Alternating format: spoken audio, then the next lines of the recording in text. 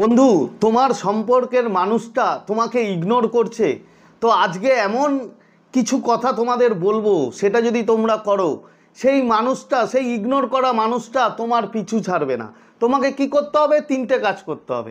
প্রথম কাজ, ওকে এমন কিছু ঘটনা শোনাও যেটা অধুরা কাহানি বলে, অসমাপ্ত কাহানি, যেটা হাফ শুনিয়ে, কিছুটা শুনিয়ে বন্ধ করে দাও। ওই কাহানি শোনার জন্য, ওই ঘটনা জানার জন্য সেই মানুষটা বন্ধু তোমার পিছনে ছুটবে। দ্বিতীয় কি করতে হবে? দ্বিতীয় যেটা করতে হবে, ওকে তুমি এমন ভালোবাসা দাও কিছু সময়, মানে যাতে ও কল্পনাই করতে পারে না যে ও আমাকে এত ভালোবাসে। আবার কিছু সময়ের জন্য গায়েব হয়ে যাও, পুরোপুরি গায়েব হয়ে যাও। ও কনফিউজ হয়ে যাবে বন্ধু, ও বুঝতেই পারবে না তুমি কি চাও।